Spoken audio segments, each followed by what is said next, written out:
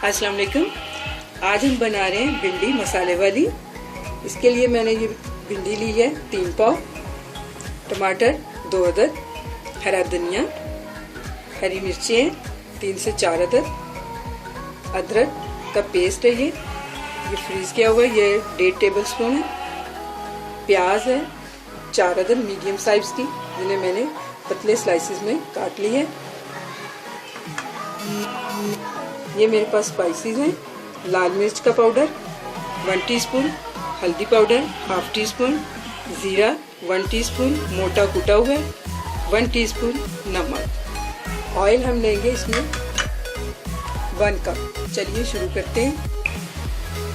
भिंडी को मैंने अच्छी तरह से धो के काट के इसको लीमू लगा के रखा हुआ था आधा घंटा पहले, तो अब हम इसे फ्राई करते हैं। ऑयल हमारा गर्म हो गया, इसमें मैंने पौना कप ऑयल डाला है। अब मैं सबसे पहले इसमें भिंडी डाल के फ्राई करूंगी।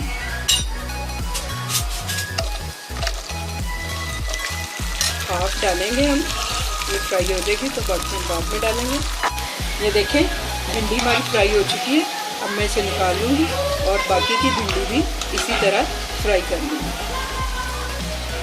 भिंडी हमारी फ्राई हो गई है अच्छे से। अब हम प्याज को ऑयल में डालेंगे। इसी ऑयल में मैंने प्याज डाला। मैं इसमें डालूंगी टमाटर,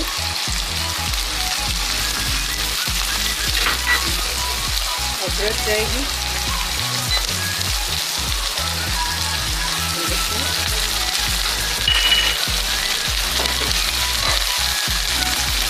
हरी मिर्चें करेंगे, सारे स्पाइसेस डाल दूंगी मैं, अच्छे से इसे मिक्स करेंगे। ये मसाला मैंने मिक्स कर दिया।